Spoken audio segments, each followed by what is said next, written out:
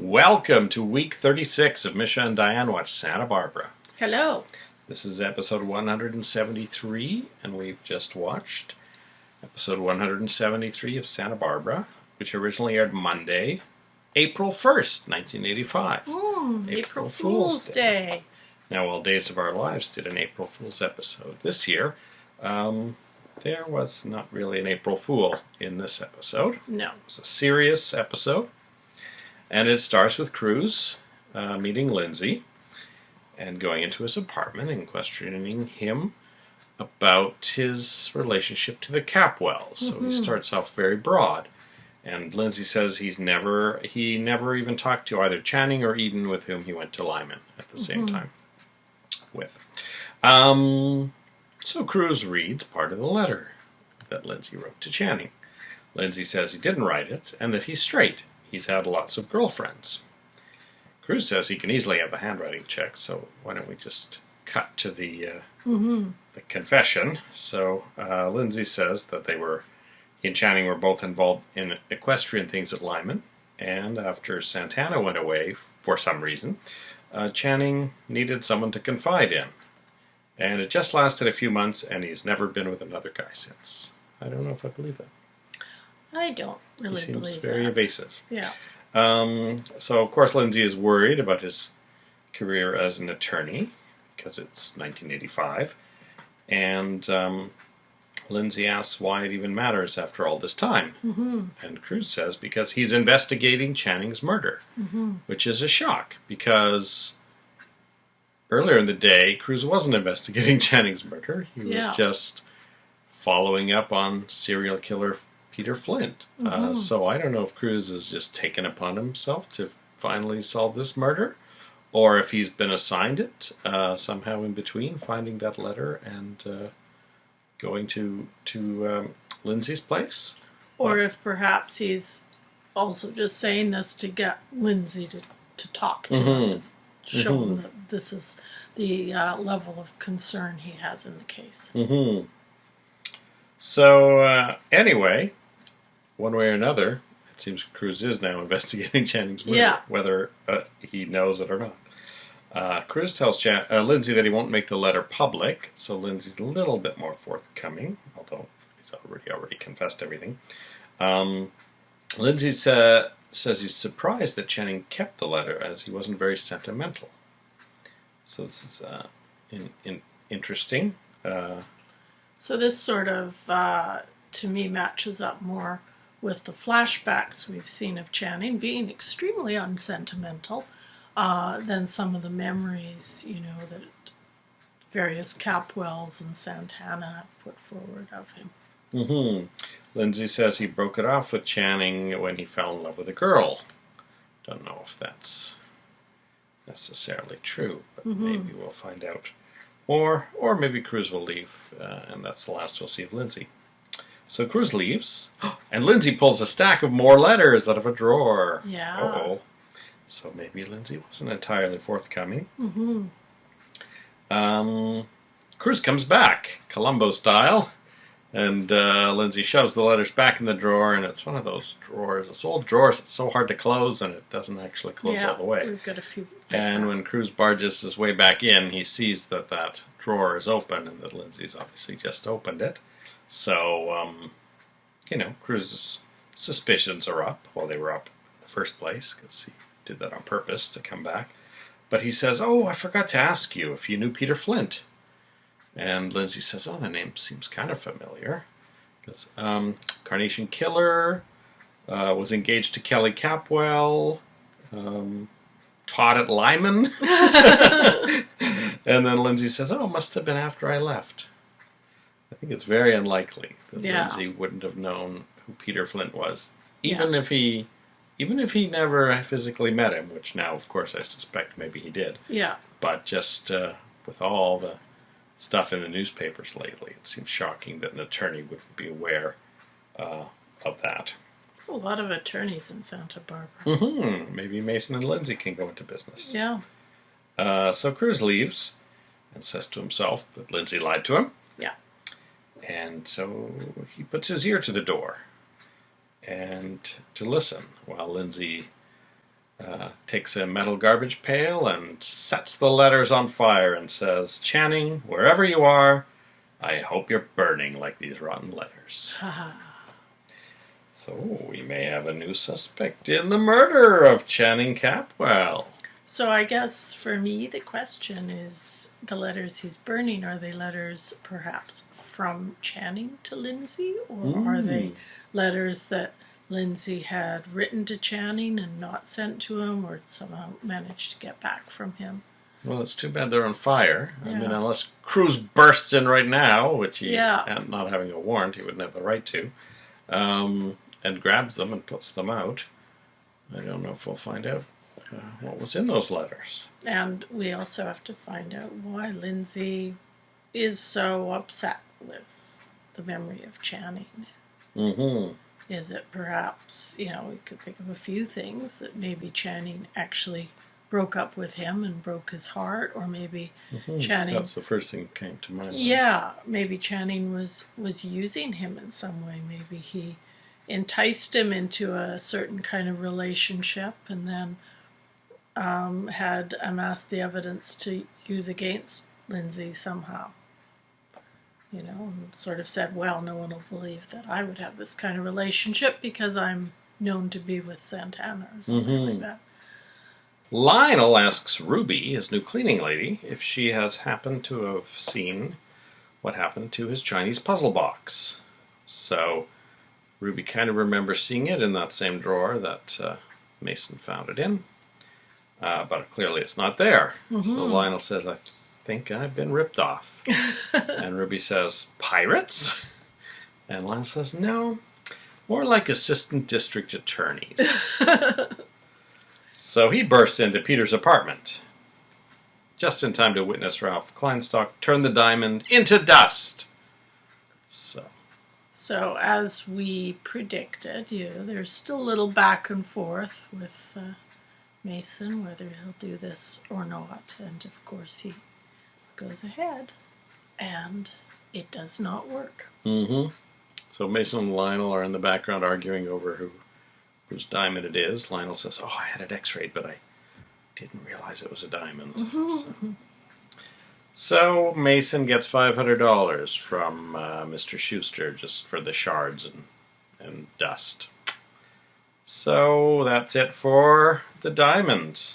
And that may well be it for the Amanda Lockridge stories. I'm wearing my Karen's Dive Center shirt in honor of the end of that storyline.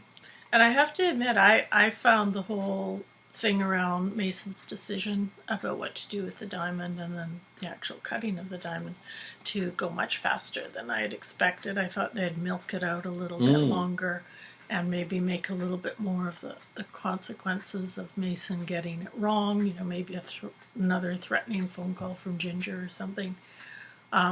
This little storyline actually reminded me a lot of one we saw a while ago on Naked City. And they managed to string that one out for the entire hour of Naked City, so I was expecting we'd get at least a whole episode worth of drama out of this, but it was over in about 10 minutes. Yeah. So Lionel tells Mason that he wants to find Ted because he wants Ted's help to get Lakin back on his side as part of his plan to get Augusta back. And Mason says, I don't really care. I owe someone $18,000. Ted's probably with Sophia. So Mason then starts to wonder maybe Kelly will lend him $18,000. So that's Ginger's $3,000 in interest, I guess. Kelly is very angry with Eden and Cece over Sophia. She walks in as Cece's trying to get Sophia, in more trouble and over the phone, and she said, she's the only one who fought for me and Joe. Yeah. So she decides to go out of town yeah. for a couple of weeks. So she makes arrangements to go to the Bahamas to stay with her cousins. And they keep talking about someone named Louise. Now, I don't know if that's the name of the cousin or if that's the name of the aunt that the cousins, are the kids of. Or even if it's maybe someone who just lives there who would be helping to set it up. I don't think so, because later Sophia says, I have Louise's address in my book. Okay. So, yeah. it sounded like that must be the relative.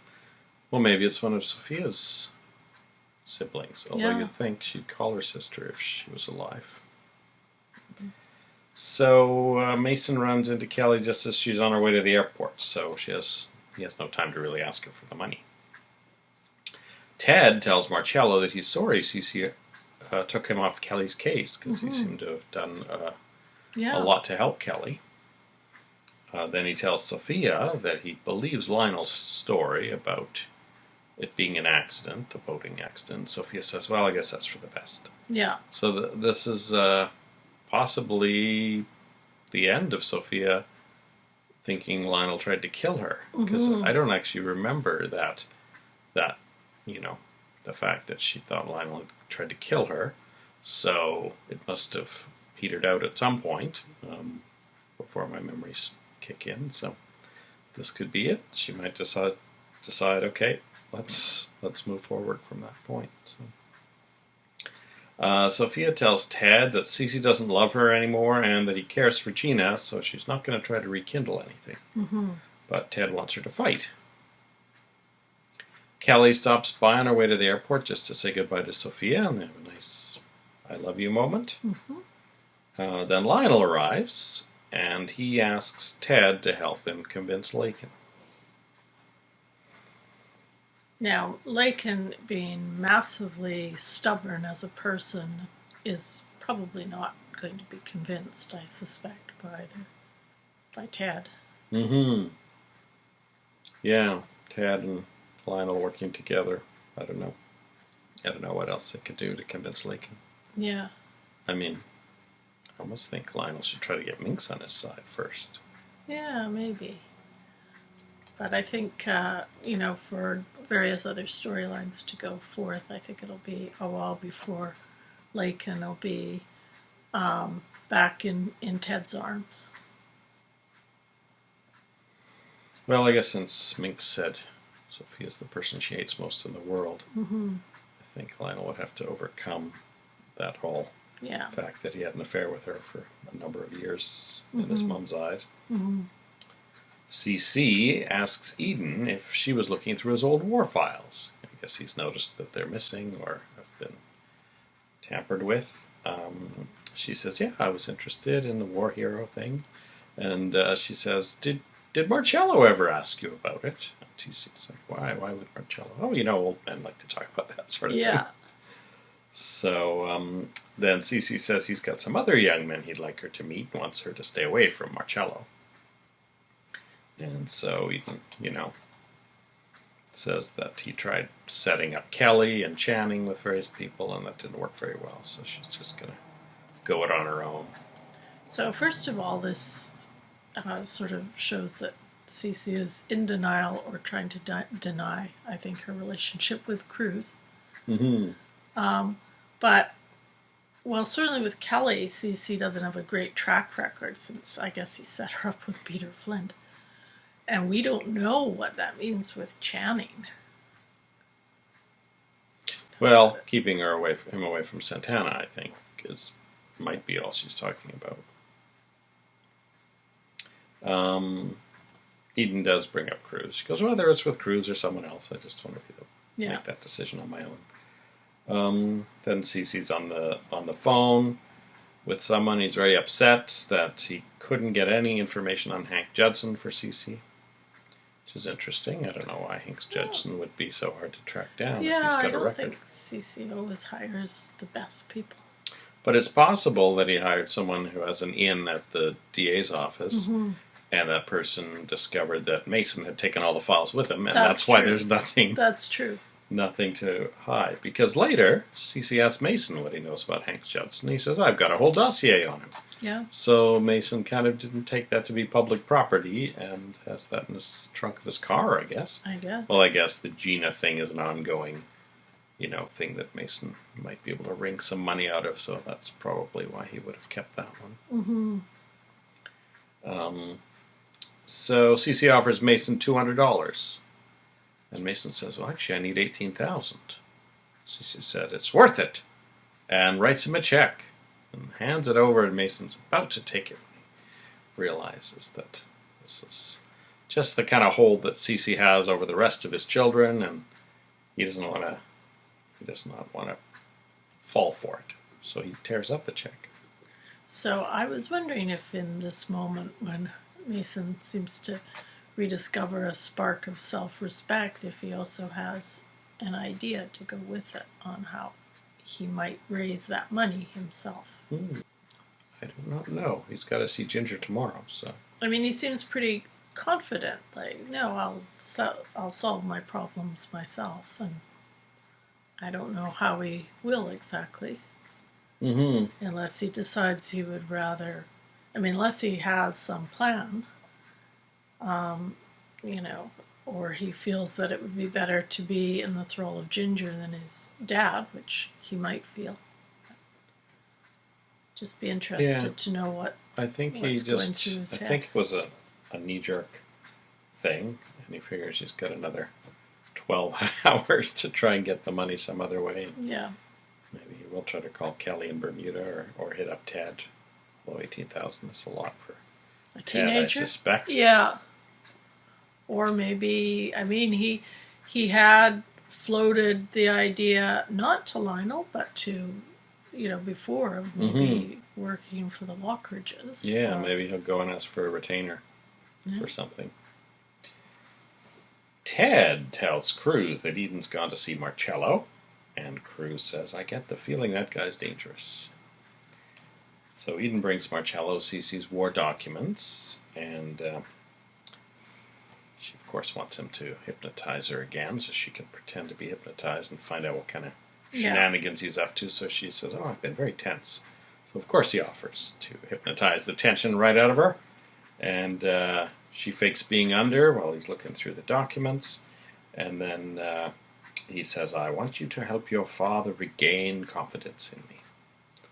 So that's sort of, I mean, obviously that's dodgy to hypnotize her while she's under to do that, but it's nothing super criminal, so he doesn't ultra, incriminated himself. And then a bellman arrives at the door with Marcello's dry cleaning, and while he's dealing with that, he glimpses Eden in the mirror, and Eden's opened her eyes and is looking around to see what Marcello's up to. So it's very clear to Marcello that she has not been hypnotized. Yeah, so now he knows. So he's angry, and he puts down the dry cleaning and says, when I count down from 3, you will wake up. 3, and that was the last number we heard. So now he's on the defense. Yeah.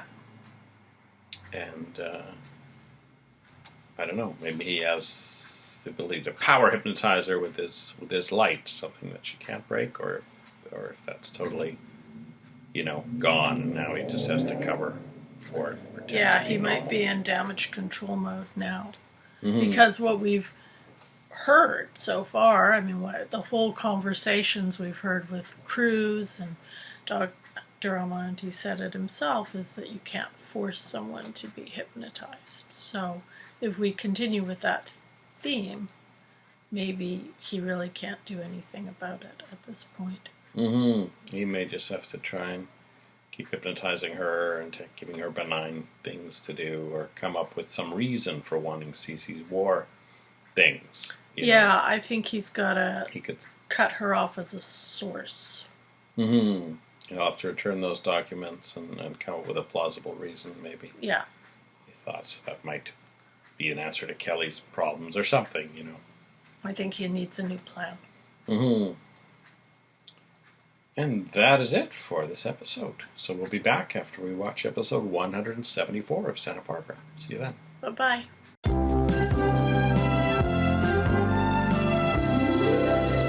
Welcome back to Misha and Dianne Watch Santa Barbara. Hello.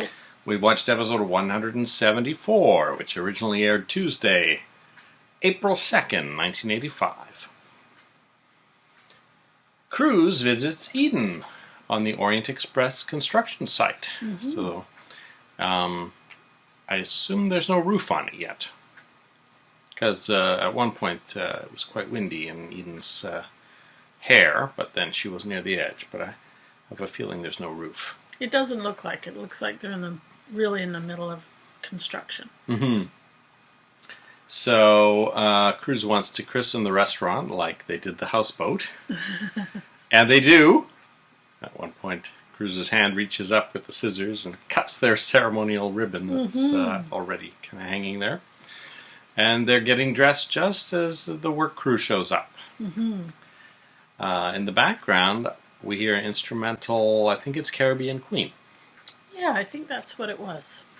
Eden asks Cruz to do a more thorough research on Marcello. And they discuss hypnotism again.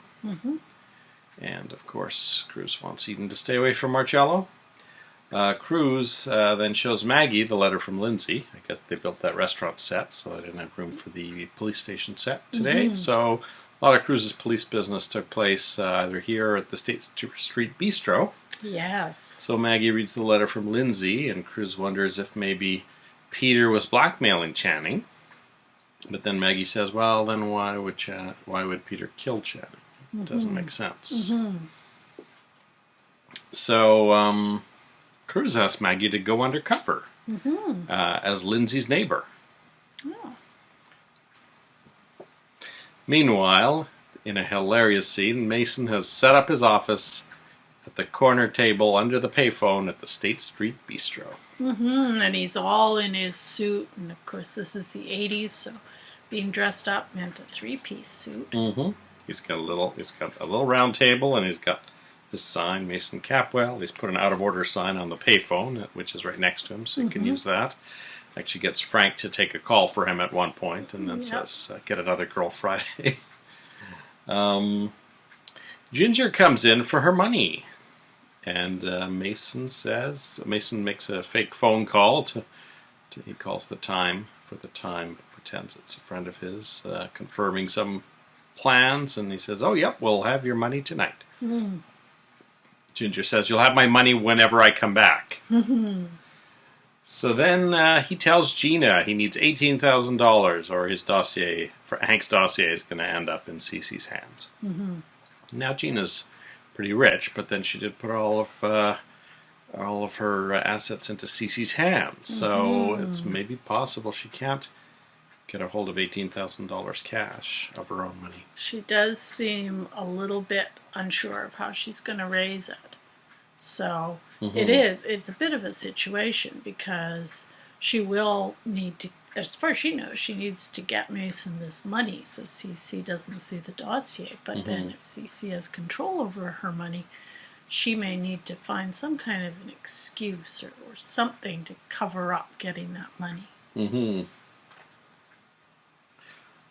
Cruz comes by for some free work. He wants Mason to get him copies of Peter's bank statements. But then Cruz ends up leaving him $10 to buy some lunch. So when they look at them, Mason has already looked at them, even though Cruz had kind of played down why he wants them. He said, I just wanted to wrap everything up. He says, looks like Peter was getting $2,500 a month from somewhere. So this blackmail theory of Cruz's may be accurate, but maybe it wasn't coming from Channing. Maybe it was coming from Lindsay. Well, blackmail would definitely be part of Peter's modus operandi, so I'm sure he was blackmailing someone. Now, I don't know when that $2,500 ran out, because he really couldn't pay his rent that last month. Yeah. Unless he had, that was part of that money he had scraped together for Ginger. Maybe. That's possible, too. Then we cut to Lindsay talking to the building manager, and he's trying to get his damage deposit back. So it sounds like Cruz spooked him, and he's planning to leave town. Yeah, that's what I thought, too. But the building manager says, well, I don't hold on to those. The owner of the building does, so it's not going to be a quick thing. And then at one point, Lindsay's on the phone. He's got someone looking into Cruz and Cece. And don't know if his investigators are any better than Cece's. And suddenly Maggie moves in to number 5 across the hall. Yeah. It's actually quite a big hall. It's almost like a landing. Yeah, like a little foyer almost. Yeah, so Lindsay's in number 3 on the left side of the screen, and Maggie's now in number 5 across. And at one point, while she's moving her stuff in, she drops a bunch of things. Lindsay's just kind of hanging out in that landing area. And he notices that she's got a bunch of depositions in there. So I don't know if this is part of her fake cover, or if these are her real depositions from her her issue that she needed a lawyer for yesterday. Yeah, that's what I was thinking too, because we know that she definitely has some legal issues. It would seem to me more likely that they're her own because, it would be a lot more work to carry around fake dossiers, and when she's already apparently got a lot of legal problems of her own. So. And Lindsay offers to help her for free. Yeah. So if they are her real issues, then we'll probably see them work through those, and that will advance that story. Now, what is your take on why Lindsay would be offering to help her, and he's so kind of keen on getting together with her? And yeah, Lindsay does ask her out for drinks, so it seems like he's interested in her. He kind of talks his way into her apartment too. I mean, isn't that the last we see of them? They're going into her apartment. Yeah. I don't know. I mean, I think of ourselves here, and we've never really seen our neighbors in the last 2 years. Yeah. I don't know. Lindsay seemed keen on her right from the beginning. Yeah, his eyes kind of lit up. So I'll be really interested to see how that plays out and what Lindsay's story is. He does have a Marilyn Monroe poster in his suite. So. Is that a tell of some kind? I don't know. Minx gets Brick to make a phone call to Marcello so that he can ask Sophia to meet Minx at the State Street Bistro. So that was kind of a funny little scene of Minx feeding Brick lines and Brick telling Marcello over the phone and Marcello talking to Sophia. Yeah. Sophia notices that Marcello is looking at Cece's papers. She sees, Cece's name on them.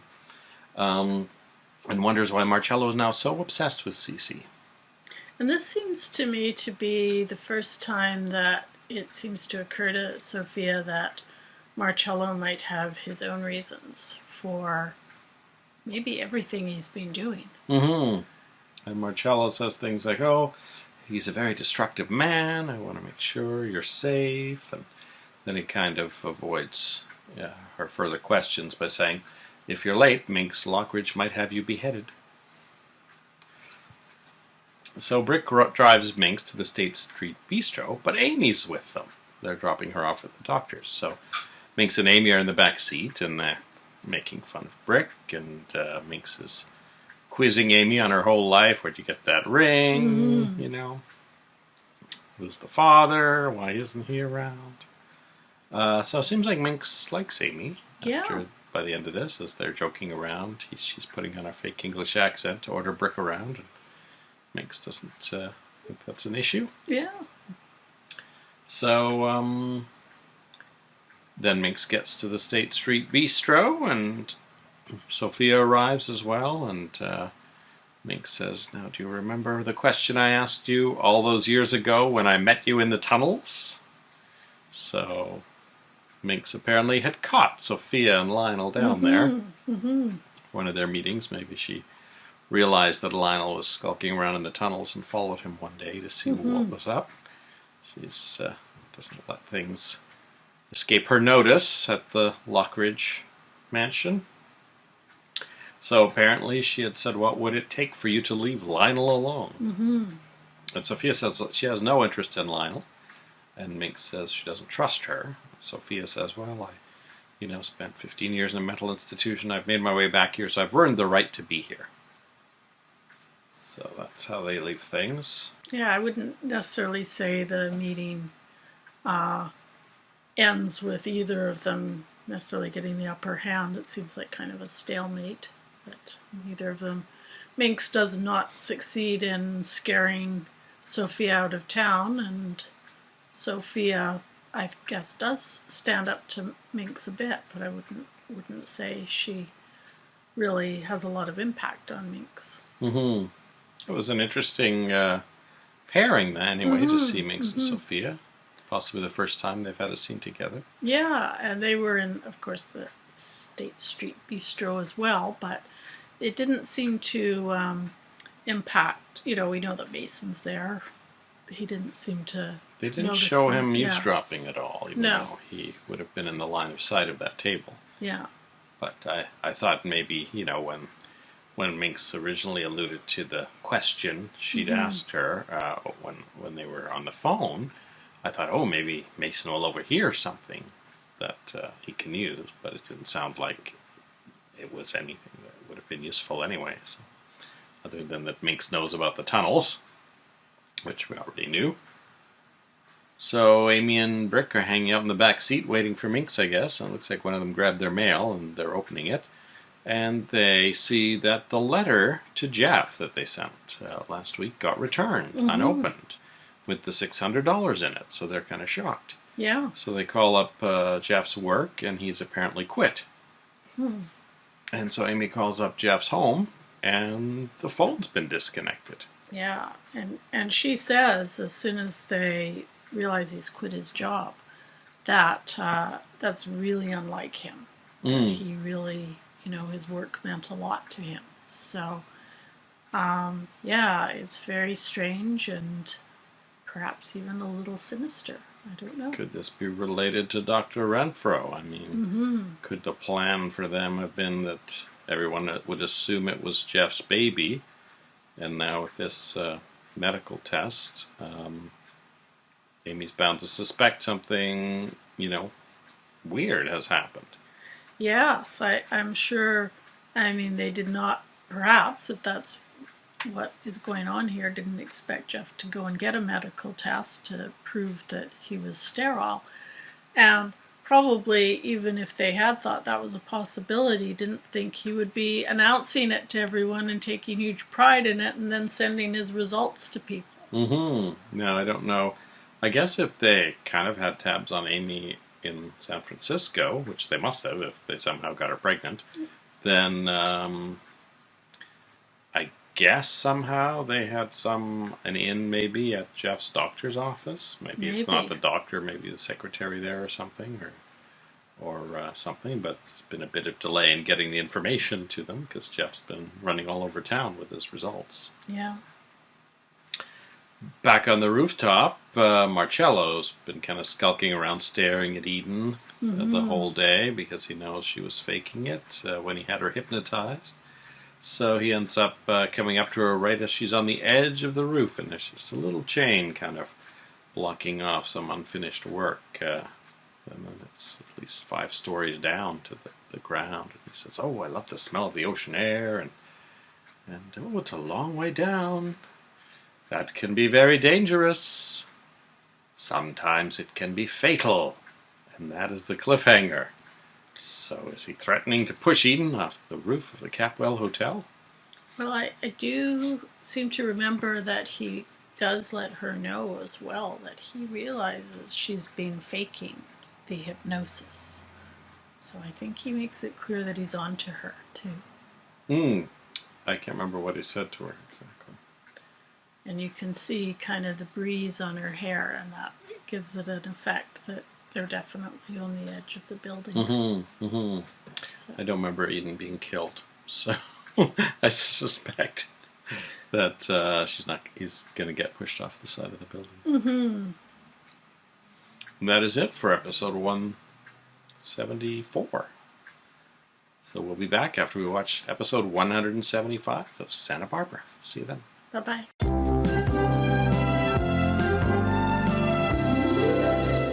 Welcome back. Hello.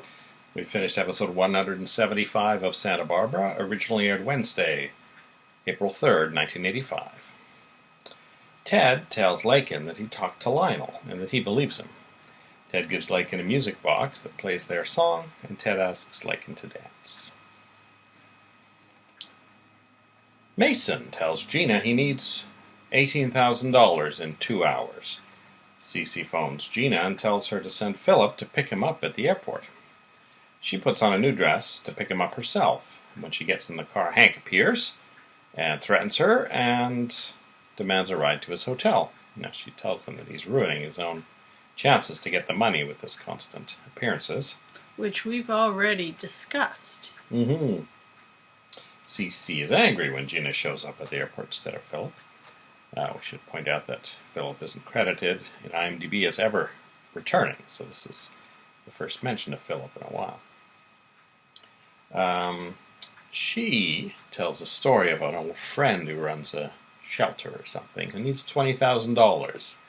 And of course, even her adding $2,000 to the amount Mason needs is very suspicious to CC. I think he immediately thinks it's for Mason. But he says he has a 3-man committee that looks into all his donations, and he'd be happy to put it to them. She says she needs it in about an hour. So he says, well, then it's not going to happen. Frank's house trailer catches on fire, so he runs out. He's the bartender at the State Street Bistro. Yeah. Mason slips into position and basically acts as bartender for the entire day. And Kenny, I think, is the other guy that works there, seems to take it in stride. You know, this kind of reminds us, I think, that at any point Mason probably could have just gone and gotten a job. That's true. Well, maybe he will fill in as a relief bartender from time to time. Mason asks Cruz to look into Ginger. Ginger arrives to threaten him. Gina then phones him about 20 minutes before the deadline and tells him she couldn't get the money from CC. So Mason decides to walk in to the Capwell mansion and tell CC he's now ready to tell him everything, to hand over Hank's dossier for the $18,000. But CC says, well, I want the dossier and everything you know about Gina, starting with Atlantic City.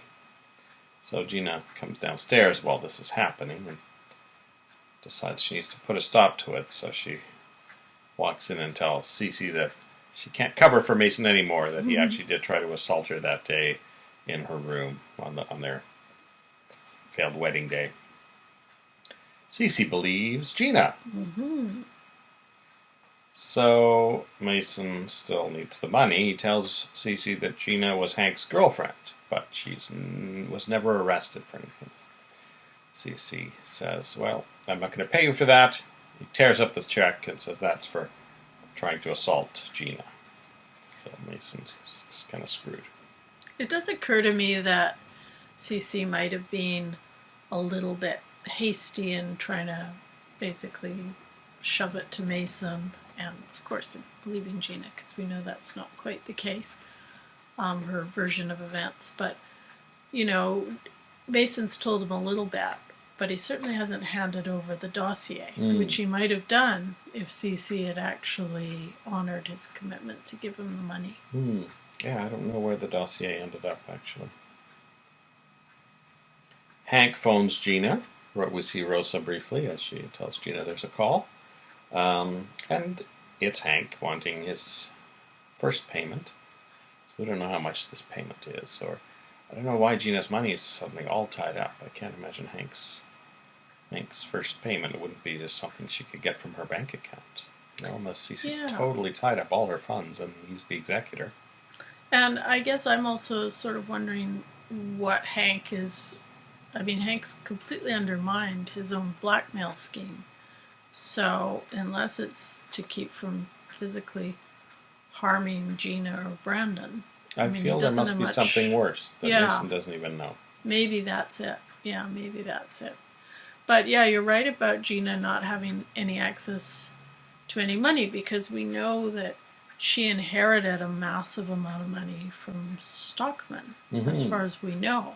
Now, we also know that Stockman was actually in some financial distress as well, so it may not be exactly as much as we've been led to believe. But you'd think Gina would be able to get $18,000 without any problem. You would think there'd be a personal component to his finances. Exactly, and it does seem, even though she's given CC, control of the money, I don't see why that means she completely relinquishes her right to it. You'd think she would have had an account. Yeah. Maybe an allowance. Or at maybe least a trust even fund for her and Brandon. Some of it in a joint account. Like, it doesn't make sense to me that suddenly Cece's got a complete lock on all her money and is making her go through a 3-person committee in order to distribute it to someone else. We'll see if Gina brings this up at some point with someone. So Gina comes up with a plan on the spot. Cece walks in on her packing. She waits until she hears him in the hallway before she starts packing, so he'll be sure to catch her. And she says, if you can't trust me, then I can't be here, so I'm leaving. It's just too bad I answered the phone before I left. That was my doctor. I'm pregnant. Now, it's interesting because Cece can't really blame her because she did literally ask him how many kids he wants a few weeks ago, and he says, whatever. Yeah. Plus, she's trying to pull that thing of leaving first before he kicks her out, so which she did once before when she said she was leaving town, but somehow she's still in town and still living in the mansion and still living in Cece's bedroom, it appears, because that's where her clothes are. Yeah, there's definitely a pattern there of her behavior.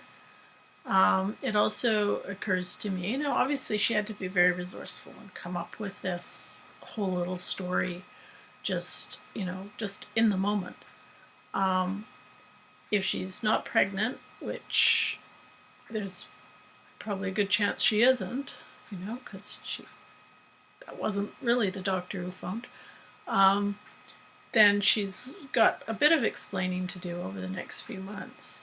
We know that she and Stockman adopted Brandon, and it's always been sort of suggested that it was because Stockman was really elderly and couldn't father a child, but the problem may have also been on Gina's side. She may not be able to have children. So it's a bit of a risky maneuver from her, I think. Alternatively, she could try to get pregnant. She could say, we just had the dates wrong or whatever. That's right. That would be another ploy, and we've certainly seen that in a lot of soap operas, and that could be done in all sorts of ways, apart from the old-fashioned way. Yes, if Cece refuses to sleep with her, then she would have to try to do something. Maybe she can get Dr. Renfro and his crew to help her with that. I was going to say, maybe she'll somehow end up with Amy's baby. Who knows? I don't think the timing's quite right on that. No.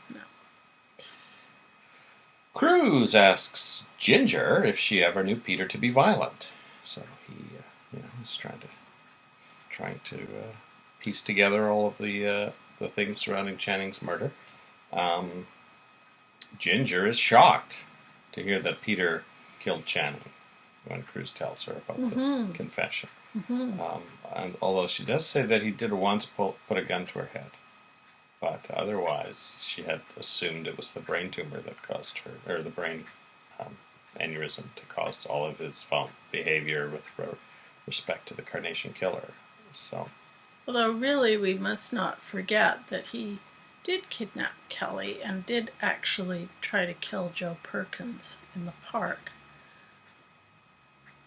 In the preceding scene that led to him having an aneurysm. So it's not entirely out of character.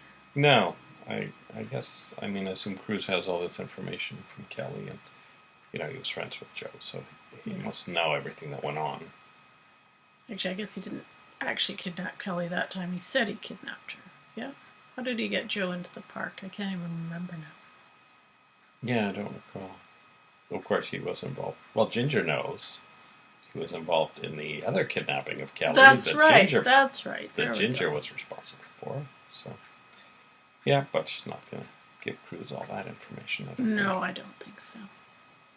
Mason tells Ginger he doesn't have the money.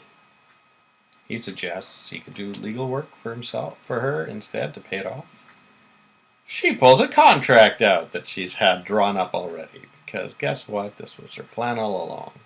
And not only is the contract for Mason to pay her back, but as an insurance policy against, I imagine, a whole lot of things, Mason will be listed as a partner in her prostitution business. I guess she's really calling it an escort service. He's not the assistant DA anymore, but I imagine that he has connections, and definitely with him on there as a partner, he's not going to turn her in. In fact, he's kind of screwed himself because he just asked Cruz to look further into her into her activities. Yeah. So he's going to have to call Cruz off quite quickly. He doesn't want people realizing that. But I mean, So it's we a actually limousine service too. So foresaw this quite last yeah, it actually Yeah, is. We for- foresaw her pulling something, but this is actually Yeah. trumps things a little bit because he's actually now in business with her as a partner, not just working for her. But remember when he was still, trying to get trying to get whatever was in the puzzle box, and had gotten the loan from Gina and then got the diamond. I mean, we were pretty sure that one way or another things weren't going to work out for him. And he was going to end up employed by her. And as you say, it actually went a bit further, and he ended up being a partner. Mm-hmm. So there might be some really interesting stuff that comes out of this, with him having to legally defend her and, go against Cruz. And I'm sure when all this comes out, this will be even more major and possibly even somewhat satisfying situation for Mason, in that it will completely humiliate the Capwell name. Mm-hmm. I imagine it would be played for comedy in some ways, even though Ginger's quite menacing. Yeah, could do. Marcello tells Eden that he knew she was faking the whole time, which is not true at all. No. They have a nice long conversation on the top of that tower. Eden says she thinks he's trying to harm Cece. And that's her defense for pretending to be hypnotized. Marcello says that she could just push him off the building right now. Or he could push her off the building. So then they have this roundabout conversation about Eden being scared of herself and her feelings, and Marcello's trying to imply that maybe she's got feelings for him, and asks her out to dinner to prove that she's not afraid. She says where to. She's not going to let go of this guy because she's worried. I can't remember where to go. It was probably the State Street Bistro, though, right? It was. At dinner, Marcello tells Eden the Armonti family is thinking about a merger with Capwell Enterprises. That's the reason for his whole interest. And he lists all of the things that the Capwells are involved in, and some of the things the Armontis are involved in, banking and something else I can't quite remember. It got listed off quite quickly. Eden wonders how that leads to Marcello searching through Cece's World War II records, but Marcello says, oh, it's just part of, my background research into Cece. Cruz arrives and tells Eden, if you were smart, you would voluntarily declare that guy off limits. And Eden says, oh, don't you know, no guy is off limits to me. Cruz says that he will always think of people with foreign accents as competition. Must be some reference to their time in Europe. Weird comment. Mm-hmm. Cruz says it could be a con. Yeah, that's an interesting angle, isn't it? Mm-hmm. Because she says, oh no, he's declared some interest in our merger. So it could all be a big con. So he's going to have his intelligence contacts look into Marcello from the time he was born until the time he arrived in Santa Barbara. So in a way, through all this, Eden has gotten from Cruz what she's been asking for the last few weeks, which is a thorough investigation of Marcello. Mm-hmm. So they're going to find out, I assume that he's adopted or living with an uncle or whatever it is that led him to be an Armonti. And I don't know how quickly that will happen. I think it'll just be, sometimes these things on Santa Barbara take some time. No one's mentioned it, like the puzzle box, then suddenly, boom, it's done. Or then sometimes, we could find out the next morning, gets a call, oh, Marcello Armonti's really so-and-so. So, one thing I noticed that, especially this episode, that happens very quickly is people getting from the Capwell residence to the State Street bar. They must be very close together.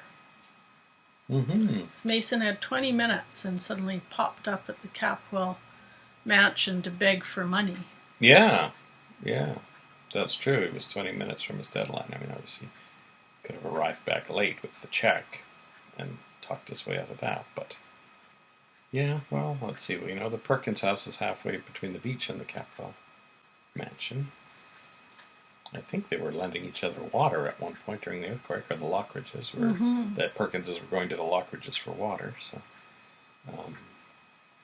yeah, I wonder if there is any thought as to where in the actual Santa Barbara the locations of these mansions were supposed to be, somewhere in the plan in the Bible. I should try and get a copy of that.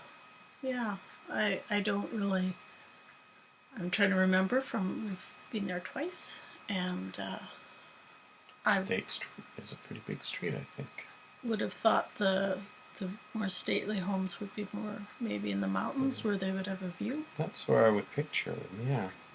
Because remember, the Capwell Estate has this huge canyon in it where they went horseback riding with caves and all that stuff. That was all in the Capwell Estate. So they must be backing onto the mountain and wildernessy areas that you associate with being higher up. So, and I seem to recall the sort of trendy downtown section was more towards the beach. Well, maybe there's just one road that you can quickly zip up there if you know the right roads. Yeah. That's about it for the Wednesday episode. Oh. I just actually wanted to make notice of the interesting clientele that the State Street Bistro gets. They get everyone from the Capwells to the Hank Judsons of the world, and they've got a video game, and they've got people using it as their office. And high school kids, obviously. High school kids. Yeah, it's an interesting mix. Makes a break from La Mesa for the average person, especially, after the murders. Yeah. Although it didn't stop them the week after the murders from going there a lot. Well, it just sort of seemed like for a small period of time, anyway, around the time maybe the Amy character was being introduced, that the La Mesa was more maybe the upscale restaurant, and the State Street Bar was where we first saw Amy getting drunk and, having to be dragged out by Jade, and it was a little bit more of, if not entirely a rougher place, more of a basic place. And now we're not hearing much about La Mesa at all. I wonder and if everyone's going to the State Street Bistro. I wonder if they created that second location. Maybe just one day they needed someone to meet someone for lunch in two different places. I don't recall. But it's definitely a different layout than La Mesa. And so maybe that's having the bar, the front right, and then a couple tables, and then a back area, which isn't really used, but someone could theoretically sit back there. That's just in the background. Like I think Peter was watching Kelly or someone once from off to one side.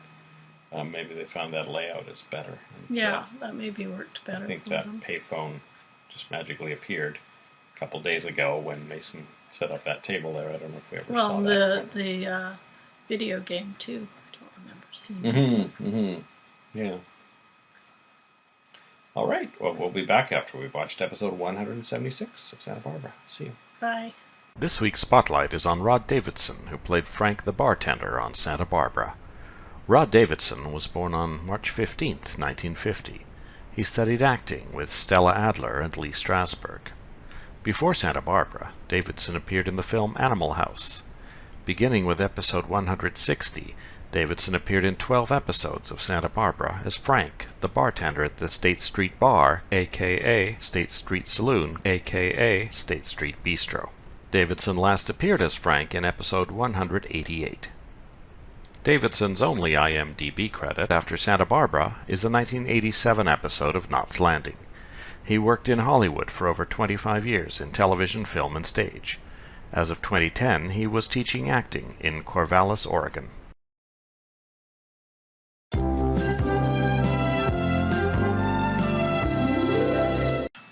Welcome back. Hello. We finished episode 176 of Santa Barbara, originally aired Thursday, April 4th, 1985. Lionel hears some banging outside his yacht and finds that the harbor master is putting a for sale sign up on the yacht. Augusta has told him to sell it. So Lionel puts on what I believe to have been an Indian accent. I thought it was French. I thought it started French. Then it turned Indian. And he pretends to be a buyer, insisting that Augusta come in person to meet him at the yacht. Lakin arrives and tells Lionel that the lies are killing the family, and Lionel says that he and Augusta will work it out. When Augusta arrives, Lionel casts off. Lakin decides to swim to shore, and while Lionel's checking to make sure she's okay, Augusta calls the Coast Guard to say she's been kidnapped. Mm-hmm. Lionel tries to convince Augusta that he loves her many times more than he ever loved Sophia. When the Coast Guard arrives, they initially tie up Lionel, but then when they find out that they're married and that he owns half the boat, they just leave. So it seems like a bit of a dodgy thing. You'd think they'd offer Augusta a ride home. Yeah, well, I mean, I guess, there's a lot of sort of things about it that are dodgy. I don't know if you can sell something that only half belongs to you, for example. I don't know. It's another day in the Lockridge relationship, basically. But instead of ending the normal way, she asks him for a divorce. So this is a bit of an acceleration. Yeah, it really seems to take Lionel by surprise. Mm-hmm. Hank puts an ad in the paper. He decides to choose the Santa Barbara Sentinel as his paper of choice. Mm-hmm. So Warren's first issue comes off the press with Maggie's photo on the cover. And Warren makes a breakfast date for Maggie for 8 a.m. the next morning at La Mesa. So we'll be seeing La Mesa again. He calls her back when he realizes he's double booked the 8 a.m. Slot. And of course he calls the number he has, which is Maggie's home. And we just see the phone ring, but we do finally see Maggie's husband in pajamas, sitting in an armchair next to the phone, and he does not move at all. He's obviously catatonic for some reason. I think we've worked it out. Well, must be whatever happened, presumably at Capwell where he worked. Mm-hmm. Find out more. So Warren thinks, well, that's weird. She just called me. She must be home. So he calls the police station to see if he's got the right number. And one of the police officers reads him her new number and her address before realizing, oh, wait, she's undercover. I wondered if it was the same officer who accidentally gave away Joe and Kelly's hiding place when they were trying to escape from Peter Flint. That's a possibility. Seems like fairly typical behavior of the Santa Barbara police force. So Warren says, oh, don't worry about it. I won't tell her where I got it, which isn't really the point. No. If she's undercover. So Cruz, meanwhile, after only a short talk with Maggie that morning about her progress, and her saying, oh yeah, I've got it handled, he bugs her street clothes, which I think is highly illegal and unethical and unprofessional, and an invasion of privacy. He hears Maggie talking about planning to end things with Warren, and he overhears her making a 6 p.m. date with Lindsay, and she finally realizes, when she sees the newspaper, that Lindsay will know she's a police officer, as she's on the front cover of the Santa Barbara Sentinel. Something Warren told her was going to happen yesterday. Yeah, it seems to have been a very poorly thought out cover. Why didn't she just say she was a police officer? That would have made it easier. I can't say, and I guess we'll talk a little bit more about Maggie's adventures, but I can't say she strikes me as being a terribly competent police officer.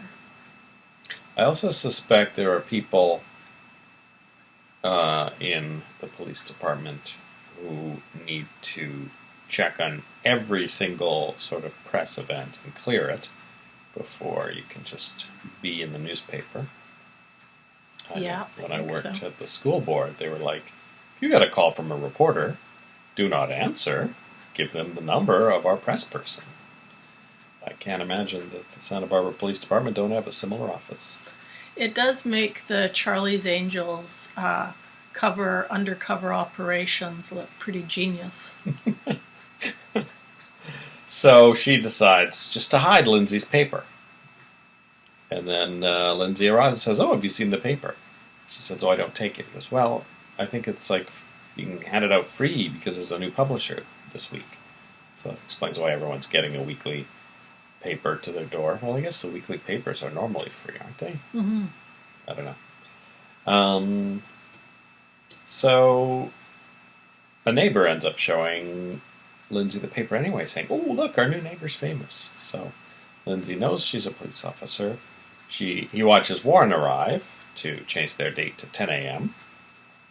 And so, he knows she's dating someone, so any interest in him would be fake. Although she was interested in him as a lawyer, so I don't know if that's, very telling, but he seemed to be very suspicious of Warren.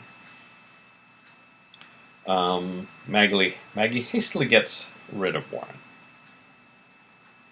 Doesn't really, I guess, worry about how he knew where she lived or any of that.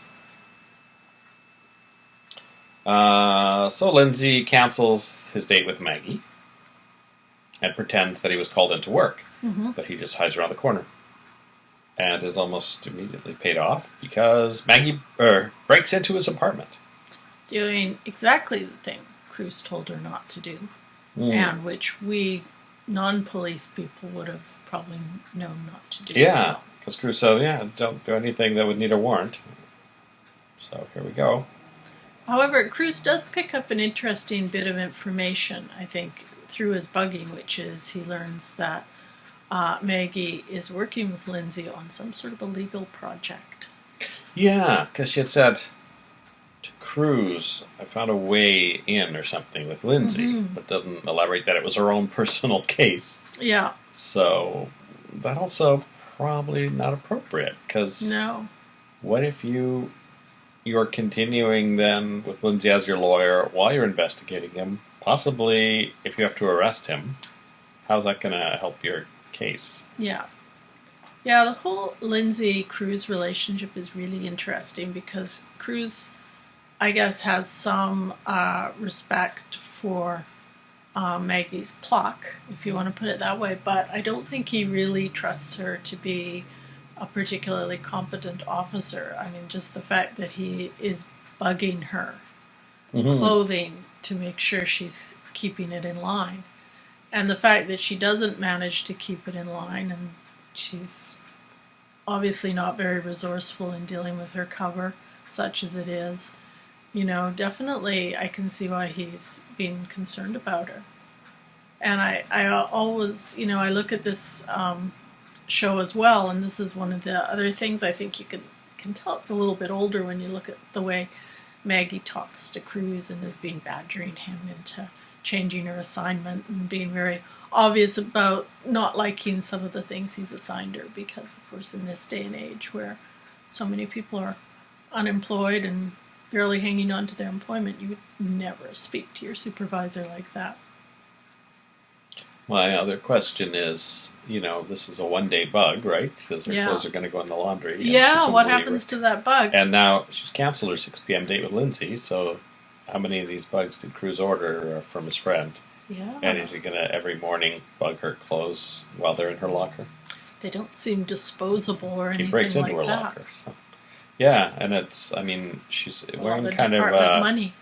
What are those kind of overall style things? And he kind of attached the bug to, I think, the metal, like near the metal suspender portions, but on a normal outfit, there might not be any metal at all, and it'd be very obvious if there's a big chunk of metal attached to it. So. Yeah, actually, I would think that kind of outfit, if you were taking it on and off,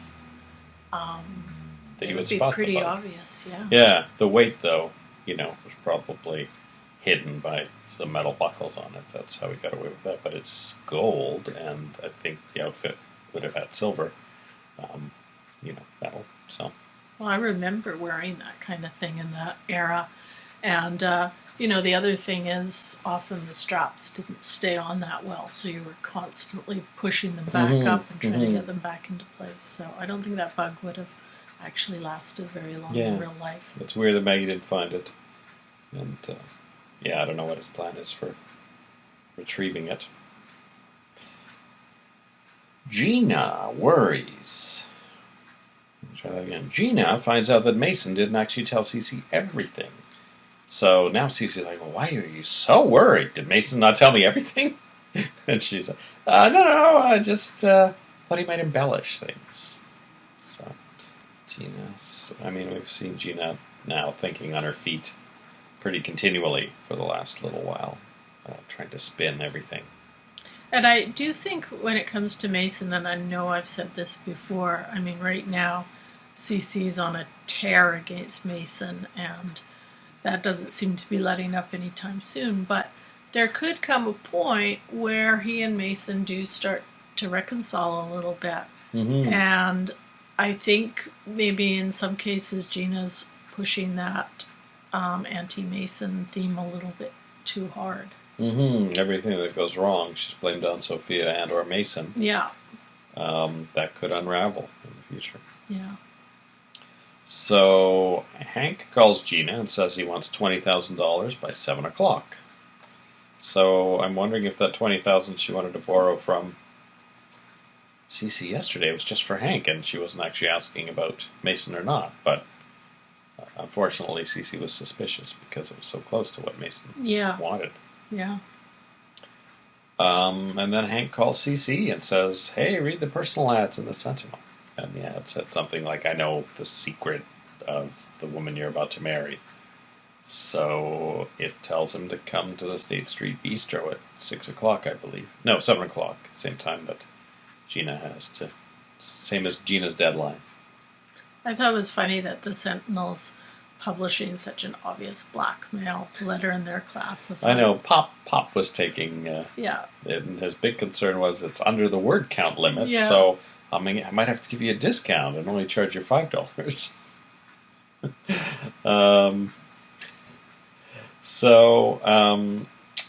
Then Gina basically blurts out, when Cece reads the thing to her, that she can just make him go away for $20,000. So it's clear to Cece that he's been blackmailing Gina already. Mm-hmm. And he says, in my experience, blackmailers don't go away after the first payment. And also, what is he going to tell me? And she says, I just... it's nothing new that he's going to tell you. I just don't want this kind of information getting out about me, that I used to be his girlfriend, basically. So that's really all she can say to that, now that she's admitted that she was going to pay him $20,000. But I think Cece knows this is way over the top behavior for someone who's not hiding anything. Yeah, and I think Gina's actually a little freaked out already as well, because when she brings up again with CC the idea that she's pregnant, he just looks at her really stony-faced and is about as unenthused as possible. And I think that's kind of shaken her a little bit. I think that was her sort of nuclear option, and it hasn't worked. Mm-hmm. But we see Cece's still talking about marrying her, in theory, because he needs to do that to get Brandon. Yeah. She doesn't know that. But he's going to thoroughly check her out, and I think he'll have to recalibrate his plans. At the very least, he may still marry her just to get access to Brandon and to make it reasonable that he adopts Brandon with a long-term plan of dumping Gina. Yeah, it does seem like that's something Gina, I guess, perhaps in her panic over Hank, has sort of let slide is Mason's warning or blurting out that Cece is really only interested in Brandon. And I think that really shook her when Mason first mentioned it. But I think she's let that one slide out of her consciousness a little bit. Cece just needs a very secure prenuptial agreement with Gina. Yeah. That lets him divorce her with no fault or cause. And she would get nothing, but he would get to keep Brandon. Like, it would be, especially if he knows Gina's a gold digger, she would gladly sign something than nothing.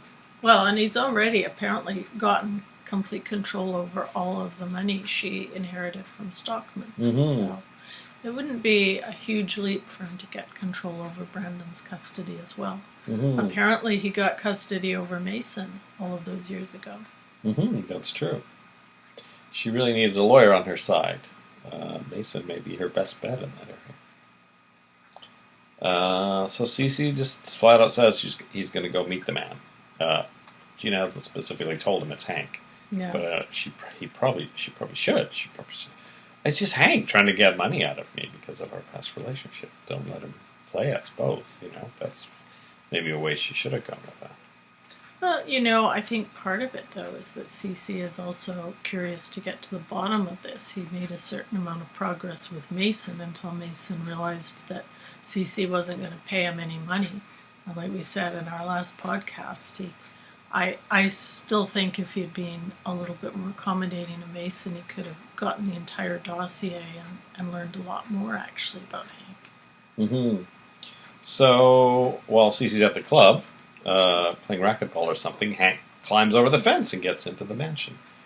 And during the course of their conversation, Gina realizes that he cares more about hurting her than the actual money. So after he leaves, she decides she's going to have to do something about Hank. So I'm wondering if Hank may end up dead and there might be a murder mystery. I think, yeah, I think I was actually almost expecting her to beat him over the head with a vase as he was heading out the door. I think Hank should be pretty worried because, as she says to him repeatedly, and we commented on this, at the time, Hank's just basically blowing up his own blackmail plan with his behavior. Mm-hmm. So the only thing is, as Gina said, you're ruining it for both of us. Yeah. So that's it for episode 176. Yeah. We'll be back for 177 to close out week 36. See you then. Bye-bye.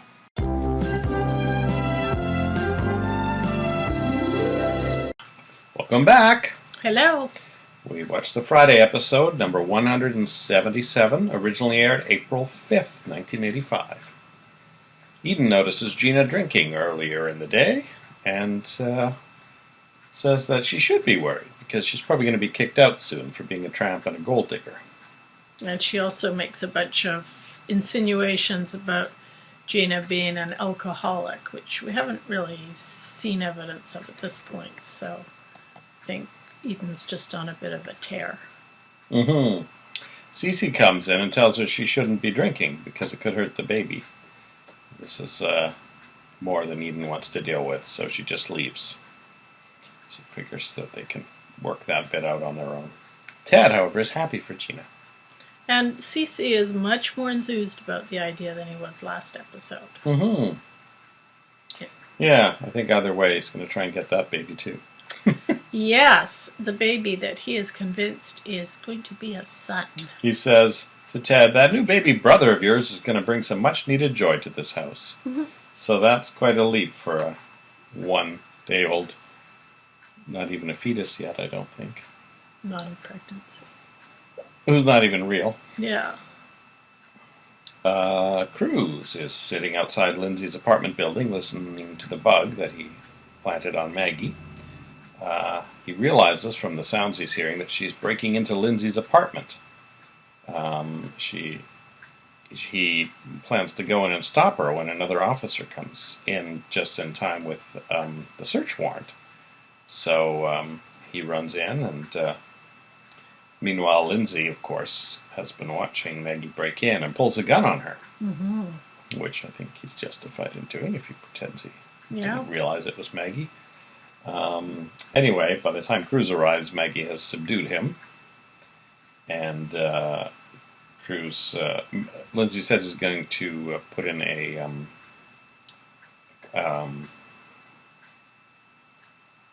he's going to file a complaint, but Cruz shows him the search warrant.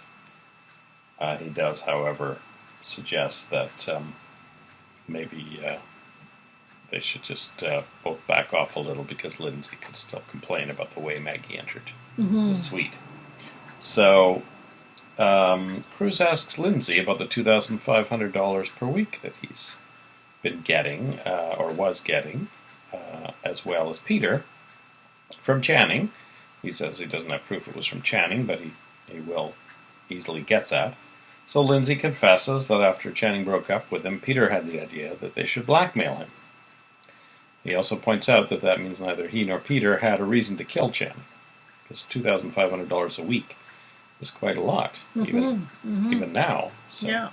And that was, I think I accidentally said $2,500 a month a couple of episodes ago, because it seemed like a lot of money.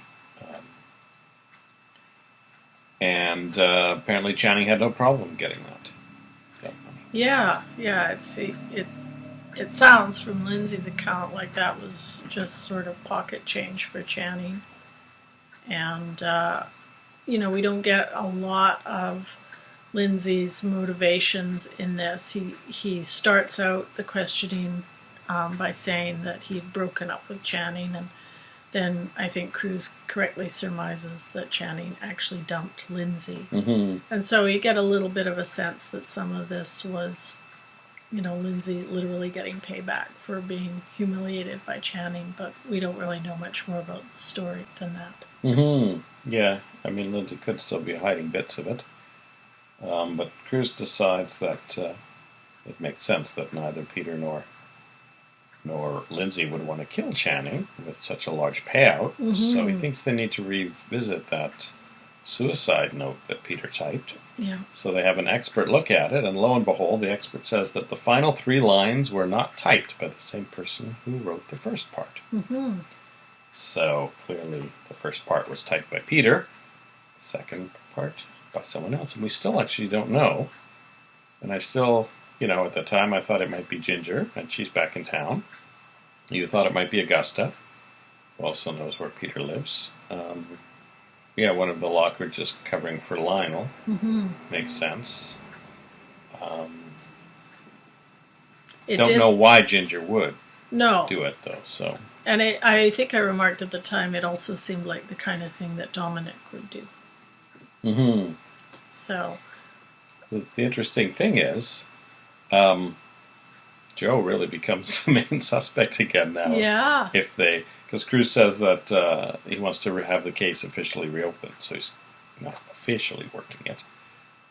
But he seems to have some clout at the police station for being only there for a few days. He's suddenly ordering all these other officers around, so he must have been placed at a bit of a higher rank or something. So, and I guess he's assuming he'll be placed on the case officially if it does get reopened, which I think we all expect will happen, because at some point we've got to find out who killed Channing.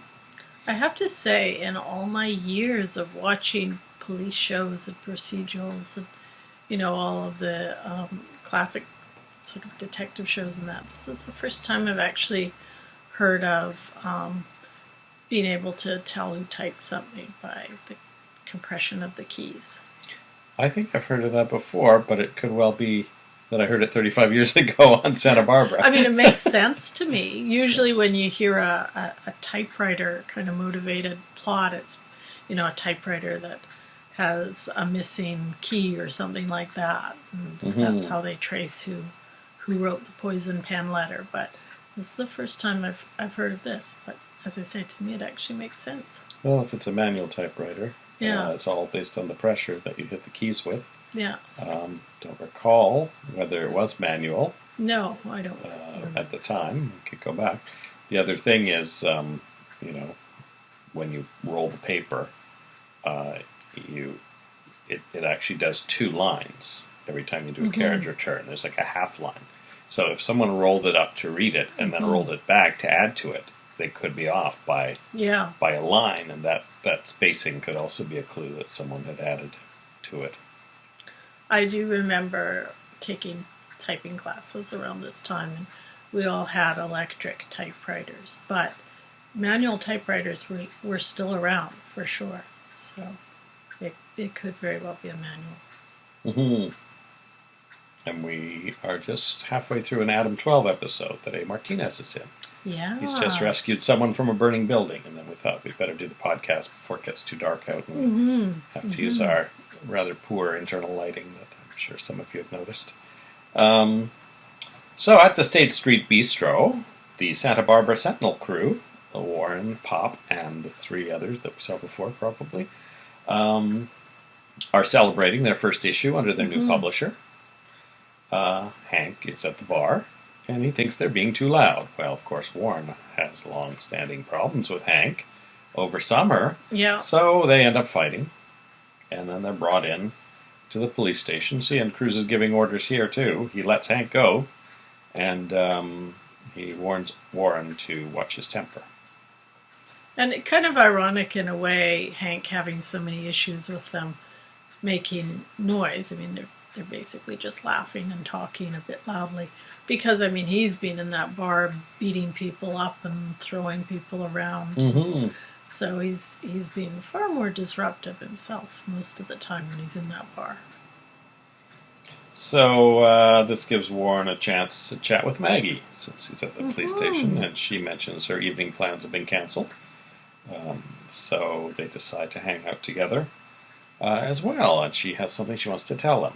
So anyway, she shows him some documents that show that he's married, and he says, "Oh, I guess you're divorced," and she says, "No," and he says, "Separated," she says, "No," "Widowed," "No." But she says she has to show him what's going on, takes her to his house, to her house, and as we all know, her husband is there, catatonic, in a wheelchair, and Warren meets him. He can't speak at all, and she says he was in an oil rig explosion 3 years ago. So it's not the fire that Cruz came to town to put out. No. But likely it's still a Capwell well that exploded. So, And we have to assume that if CC's been employing Cruz for a while to put out his fires, literally and figuratively, that perhaps that he knows how good Cruz is at that kind of thing from past experience.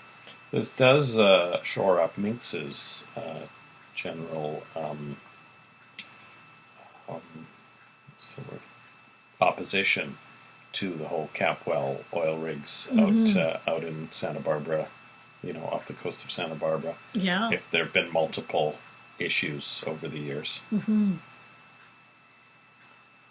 Eden and Cruz spend some time at the Orient Express construction site, and he tells her that he had a dream where Carmen, Cece, and his work were all trying to pull him away from her. And then he also asks about her ambitions, whether that could be a problem, because Eden says she wants to be respected for her business skills and has always been at a disadvantage to Ted and Channing and Mason, which we know from Cece's earlier statement about his son, his one-day-old son. Cruz suggests that probably very few Capwell executives live in houseboats with police officers they're not married to, but Eden says she doesn't think that would be a problem for them or for her career. And then there's a blackout. Now, while Cece's waiting for Hank at the State Street Bistro, Ted takes the opportunity to tell him that he believes Sophia. And Cece tells him never to see her again, and Ted says he can't do that. He has already once told her never to see him again. So now Gina waits outside, and we actually see a neon sign that says Bistro. B-I-S-T-R-O in red, so that's a little upgrade, but I think she's in the back alley. It looks kind of back alley-ish there. She hopes that Hank won't arrive, but when he does, she begs Hank to think of how this would hurt Brandon. And she even offers to sleep with him, and he pushes her away, and then she says that she'll kill him. And he basically doesn't believe that, and he goes in to talk to Cece. Now this adds to my theory that Hank's going to end up dead, and we need some more suspects. But he already had a fight now with Warren, so we have two. We have Gina and Warren. But probably need one or two other people to have a very violent confrontation with him before that. It shouldn't be hard to get that. No, maybe Ted, hapless Ted, will have a fight with him. Or CC might. That would be interesting. So he goes to meet Cece, and he tells Cece that he worked in Atlantic City getting things done for people. So kind of implying he was kind of an enforcer, and that Gina was his partner in crime. So it's basically the only thing he says specifically about that. He says that she was a waitress and was his girlfriend and partner in crime. So, but then the lights start to flicker because of the blackout that's happening all over town, and he thinks it's some kind of a trick, so Hank actually runs out without finishing his conversation with Cece. And Gina is in the back alley, and she sees Hank come out. She starts her car and tries to run him over. And Hank dodges out of the way, and Gina's car smashes into a chain link fence, which could, doesn't seem like it would do much damage, but they're usually anchored in concrete or something, so she could be injured by that. I don't know. She's doing a lot of things that would damage the theoretical baby, so hopefully she's not in a car accident. We'll just have to see what happens next episode, but it did occur to me that if she is injured even a little bit, she could perhaps milk this to get back on Cece's good side again. Maybe that would be the kind of situation she could make some use out of, perhaps. But he'll say to the doctor, "Oh, make sure the baby's okay," and then she's That's true. Screwed right from the beginning of the hospital visit. Yeah. So, she's really doing some things that oppose her own story of being pregnant. So could be an opportunity to lose the baby, though, I suppose. But I don't think she wants that. No. If I remember correctly, she doesn't want that. And that's it for this entire week, week 36. So we'll be back next week with week 37 after we watch episode 178 of Santa Barbara. See you then. Bye-bye. Watch the time. If you're late for Minx Lockridge, she just might have you beheaded.